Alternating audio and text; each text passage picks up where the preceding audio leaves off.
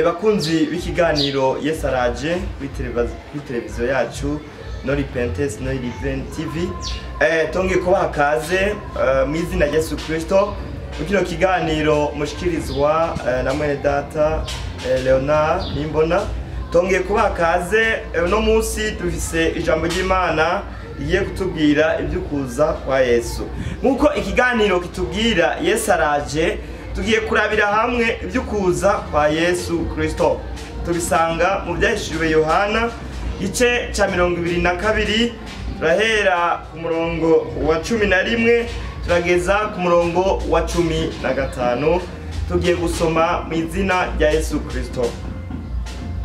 Umutwe w'ijambo ratubwira iby'ukuza kwa Yesu.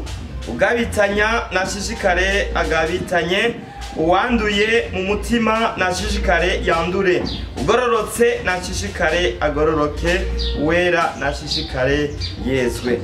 Umurongo wa 12, ndaza vuba nzanye ingero kugira ngo ngerere umuntu wese ibikwiranye n'ivyo yakoze. Ndi Alfa na Omega, wa mbere n'uwa nyuma, itanguriro n'iherezo. Ahigwa abamesura imvune zabo kugira ngo babone kwegera ca giti c'ubugingo, kandi bace mu birimba bashike kuri wa mugwa. Umurongo wa 15, inyuma hazoba imbwa n'abarozi n'abashakanyi n'abicanyi n'abasenga ibigirwamana, n'umuntu wese akunda kubesha akabikora. Imana idufashe. Bakundwa bene data, muriko murumva kino kiganiro Yesu araje kuri televiziyo yacu atakwihana nta juru. Ndazi yuko mugikunda kino kiganiro cyane.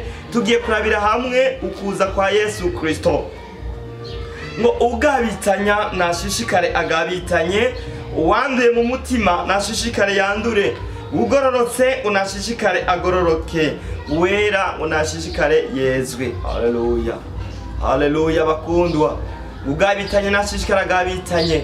Yesu araje vuba, namwe uri kuragabitanye nushishikare ugabitanye. Haleluya. Unambu ugororoka ugororoke, ushishikare ugororoke. Haleluya. Guhanduye umutima nashishikare yandure. Bakundwa bene data, uko murumva kino kiganiro, ni kiganiro kiduhamagarira kwezwa, kiganiro kitwereka yuko Yesu aje vuba, aje gutora umugeni. Ku murongo wa 12, ndaza vuba zanye ingero zikwiranye. Haleluya.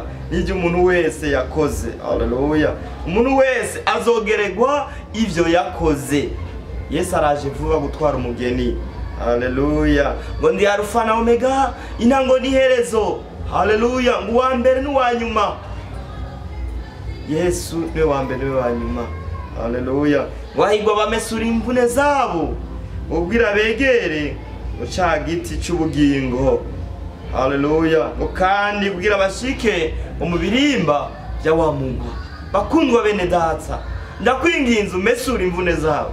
Nta muntu numwe yoja mu rubanza rw'ubukwe atamesuye. Arategekanya impuzu zogenda yambaye kandi akazimesura, ndetse n'abandi bakagerageza kuzigorora kugira bagende bambaye neza, kandi ubwo n'ubukwe bwo bwaha mu isi. Ariko ndakwingize mwene data, mesura imvune zawe kugira uzoshike mu kirimba ca wa mugwa. Bakundwa bene data, mesura umutima wawe. Umutima wawe urinde icyaha, urinde ingeso mbi, urinde ubushakanyi, urinde ubusambanyi, urinde ubusuma. Haleluya. Ijambo ry'Imana hano yatubwiye ngo inyuma hazoba imbwa n'abarozi. Haleluya. N'abashakanyi, n'abakora ibyaha byose, n'abasenga ibigirwamana, n'umuntu wese akunda kubesha akabikora. Inyuma nibo bantu bazohaba. Mukundwa mene data, ndakwinginze ntuzuba umuntu w'inyuma, ariko uzoba umuntu w'imbere. Ko Yesu ariko aratubwira ati ndi Alfa na Omega, intango n'iherezo, uwa mbere n'uwa nyuma. Haleluya. Ndabingize bene data, muriko murumva kino kiganiro Yesu araje vuba. Ihane ibyaha byawe, atura ibyaha byawe, wihane, uce bugufi, ugororokere uwera, kuko ijambo ry'Imana ritubwiye ngo ugororotse nashishikare agororoke, uwera ngo nashishikare yezwe, kuko igihe kiraje vuba. Wihane kuko Yesu aje gutwara umugeni. Azosanga ukicurucumba ukiri muri ibi na biriya, ntazogutwara kuko ngo ugabitanye ngo nashishikara agabitanye. ngo uwanduye ngo mu mutima unashishikare yandure. Ibyo bisigura iki? Namwe uri mu vyaha, bandanye ukora ivyaha, ariko umenye neza yuko Yesu aje vuba, aje gutwara umugeni, aje gutwara uwiteguye, aje gutwara uwamesuye imvune ziwe, hanyuma tumusanganire, abiteguye bamusanganire, hanyuma tuje kuri wa mugwa Yesu yaduteguriye urimwo cya giti cy'ubugingo. Bakundwa bene data mwariko murumva kino kiganiro, ndabashimiye cyane ingene mwariko mwagitega amatwi. Ni ikiganiro kitubwire ko Yesu aje, kandi witegure vuba, ureke kuja muri ibi na biriya, umenye ko Yesu azoza giturumbuka. Yesu azoza vuba, nta numwe azi umunsi n'isaha. Haleluya. Twese twame twiteguye. Bakundwa bene data, turabashimiye ngene mwariko murakurikirana kino kiganiro kuri televiziyo yacu Atakwihana nta juru. Wumve yuko utegereza kwihana kugira uzoje mu ijuru. Reka turangize dusenga Imana. Abariko murumva kino kiganiro turabashimiye, ndetse wumve yuko Yesu aje vuba, aje gutwara ishengero.